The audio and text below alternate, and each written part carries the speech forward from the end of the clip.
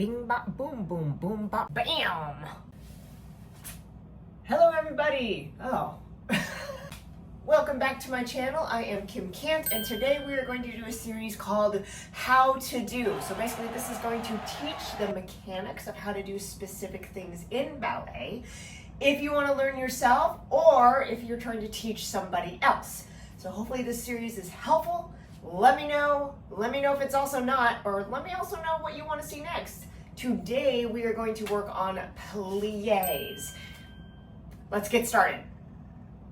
So first of all, what is a plié? Well, according to this technical manual and dictionary of words, it says plié is bending, a bending of the knee or knees. So that is what we're going to do today.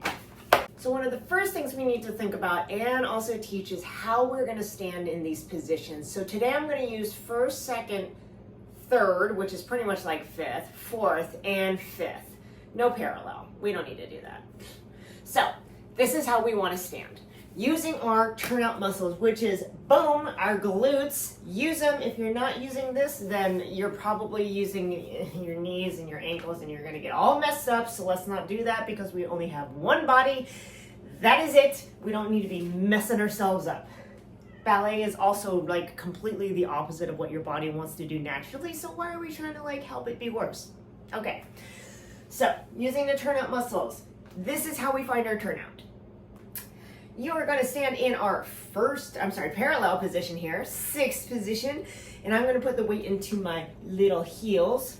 And what's going to happen is I'm going to, boom, squeeze them glutes, and I'm going to go, and that is just about where my natural turnout is. Now, if you are a beginner, I would suggest definitely going to about where your turnout is and then really just learning how to use the muscles to maintain this position. You might see a lot of kids they try to, which is terrible because no, don't do that. Ankles, knees, they're gonna start rolling in. It's gonna be a big old problem. Do not do it. Just standing in my first position here, I'm continuously thinking about my glutes. I am actively turning out my legs using my glutes, but do not get it twisted. I am not tucking my pelvis. Like that is too much. See, yeah, not good. Nobody looks good. So what I'm going to do is, since I have this natural curvature in my lower back, I don't want to completely lose that. See how now it's completely gone? That's tucking. This is not good. We don't want to be like that. What I am going to do is I'm going to engage my glutes, and what that is going to do is if this is my tailbone here, guys. It's going to notice how it goes from this more slanted position to this kind of dropped to like pointing down to the ground. So again, I'm not going like this. That's too much. We're just going to go from this kind of slight slant to engaging. So I'm engaging, and then I'm just going to slightly kind of dip down, and it's going to kind of point to the floor. Sideways, side here, I'm going to stand in my position here, and what I'm going to do is, again, I'm engaging my glutes. I'm going to pull my core up and in. Its only job is to do that. It's going to connect upstairs and downstairs. So we're going to pull that into tie a little knot. Perfect. And then I'm also pulling it up. So I'm not only am I bringing it together, I'm pulling it up towards my rib cage. Okay? So from here, as I'm doing my plie, I'm bending my knees. I'm thinking knees going over my little toesies, because if I don't do that, if I'm not thinking, I might go into a position like this. So now I'm rolling in my arches. It's a big old hot mess. This is bad, people, bad. So again, my turnout might be different than yours. That's fine. It doesn't matter. We're all our own person. Who cares? So knees going over those toes, actively turning out. Now, if you're teaching little kids, or it doesn't even matter, like bigger kids, doesn't matter. Sometimes it's helpful to say, look, now we're going to go into this diamond position. Okay, and we want this diamond position to be as large as possible. So if we're rolling in, so if I'm rolling in this way, notice how the diamond gets a little bit smaller versus when I turn out. Okay, but everybody's diamond is going to be a little bit different. That's helpful if they need something like to see. Little kids need to see that sometimes. So there's my demi plie. Okay, I use the same thing when I go to my second position. Again, I am engaging my glutes. So my tailbone is going from this kind of angle to like pointing slightly down. I'm not here. and I'm gonna plie actively rotating outward, outward, outward, and my knees are gonna go over my toes. Now, second position is the only position where we do not bring our heels off the floor for our grand plie, but we will talk about that in just a second. So sticking with the plie only, I just did my second plie in the second position. So again, my knees are going over my toes. Everybody's degree of turnout is different. So let me show if I had a little bit less turnout. So notice, again, my knees are still going over my toes. Again, I don't want to be like in this position here. That's bad. Fourth position, third position, same thing. It's almost like fifth. Again, I'm going to go where my natural turnout is, and I'm really squeezing and engaging, and I'm actively turning out. And again, we're just going to go knees over toes. This is going to make a smaller diamond, so it's a little bit more narrow, but again, there's a diamond there. When I go to my fourth, I prefer a small fourth. Some teachers really like a big one. I don't like that because it actually puts my knees in a really odd position where I feel like it's kind of compromised. So I don't want to compromise my knees, but you do whatever your teacher says. This is just me, whatever. So fourth, very important in fourth, as you see, my side position here.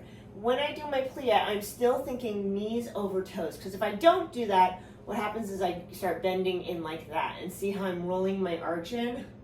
Not good. So we are actively turning out, knees over toes as much as possible, not rolling inward like that. That's owie.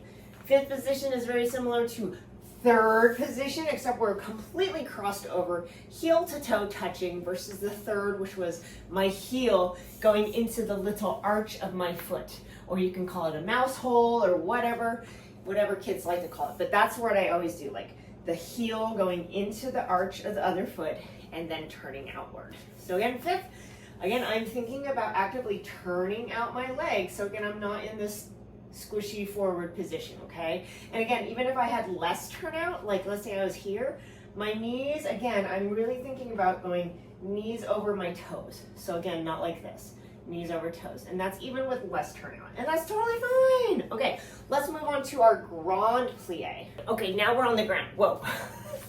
So what we're gonna do now is we're gonna talk about the grand plie, and we wanna be down at this angle so that you can really see what's happening. The most important thing is to remember is we wanna use that turnout.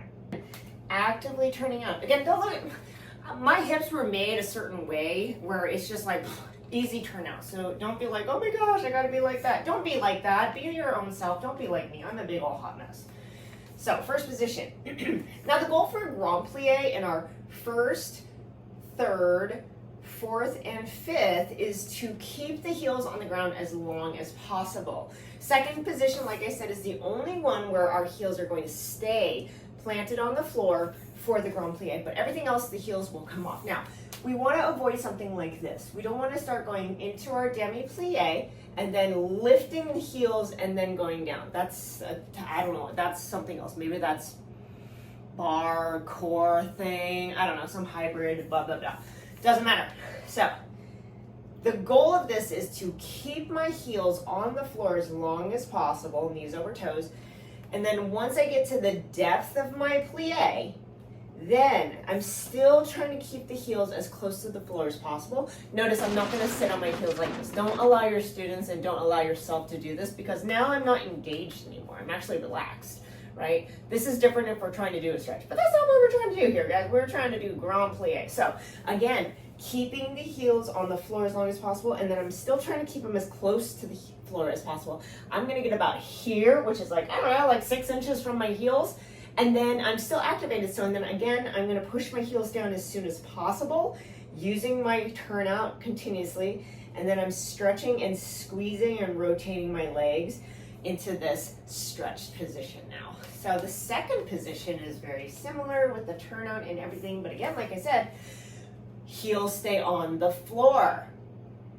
Something to think about for your second position, grand plie. Each teacher is different. Please do what they are suggesting for you to do within obviously your limits of your body or what feels safe for you. But The way that I like to go to second position is we go to our first. I'm keeping the weight on whichever leg is my standing leg. I'm going to shift over. I'm going to tendu, and wherever my tendu is, I'm going to just place my heel. Some teachers like you guys to go bigger. Sometimes they like you to be like out here, and then when we get our grand plie, it's like actually kind of a nice stretch. I mean, I'm kind of down, I'm living for it. But you know what? That's not what I'm trying to do with my students. For me and my students, what I do is from my second position is I'm trying to actually increase the depth of my plie. So I'm stretching all of these muscles and the tendons. I don't get that as much. I get a stretch more up here when I'm in like really big grand plie, and it actually feels pretty nice. So after like, you know, a hard dégagé or tendu combination, this is nice. But it's not what we're doing, for me at least. So tendu second. So again, knees going over my toes, and I'm trying to, again, keep my heels planted on the floor, pushing down. I'm not leaning forward also, I must add. I'm not like, lovely. So I'm pushing my heels into the floor. I'm trying to increase the depth of my plie, but you might notice that you might not be able to go that far in the beginning, and that is fine. It's okay. We are improving. It takes a little bit. Be patient. Be patient. Don't be like me. So, second position, knees over toes. It might be smaller. It's totally fine. It's not a big deal. Third position, very similar to our first position, smaller diamond that we start with. But again, as I'm going down and thinking knees over my toes, again, I'm trying to keep my heels as close to the floor as possible, about 6 inches, and then I'm gonna push those heels and then stretch. Again, I'm trying to increase the depth of my plie. Why would I wanna do that though? The reason is, if I have a big plie, I have more to push with energy-wise to get to releve. I have more than to push with to get to a higher jump. So that is why we want to increase the depth of our plie. Okay, fourth position is the same. We are again going to go into a smaller fourth. If you're not quite sure how small your fourth should be, I would suggest going, so here's my turned out leg. I'm going to take my other heel and I'm going to make this right angle, okay? And then from there, I'm going to turn it out. And that's about where my fourth position is. So see, here's a side view of that. So here this is a right degree angle, 90 degree. I'm gonna pivot my toe and foot, and then there's my fourth position. And that's a pretty good fourth for me. As I do my grand plie, again, I'm thinking knees going over the toes. Remember, we don't wanna be here. Knees over the toes, squeezing my glutes, my core is lifted, going into that. I'm not gonna do it, but you know, it looks like that. And again, trying to push the heels down onto the floor as soon as possible. Fifth is very similar, except we're in this toe to heel position here. Now, when you go down into your grand plie in fifth, we want to do it a little bit like our third, where we want to bring the heels together at the bottom. So here we go. Grand plie. Heels, about 6 inches. Push down as soon as possible, and that is it. And that concludes how to do plie and grand plie. Hopefully this has been helpful for you guys. Hopefully you learned something. Hopefully now you feel more confident in what you're doing as in plie wise and grand plie wise. And hopefully if this helped you to teach it to somebody else, even better. So if you don't mind, help a sister out. Give it a thumbs up, or I don't know, thumbs down. I mean, then I'm like, whoa, okay, I need to not do what I just did, but whatever. Any kind of feedback is great. I really appreciate it, you guys. Just try to follow me on my other social media, which would be, my Instagram is Kim Can't Dance, little dot periods in between each word. Kim Can't Dance. I am also on TikTok with Kim Can't Dance. And if you know anything, I have Director Can't. Maybe she'll make an appearance. I don't know. Doesn't matter. Thank you so much. I hope you liked this video, and if you didn't, well, that's your own personal preference. It's subjective. And I will catch you on the next one. Bye!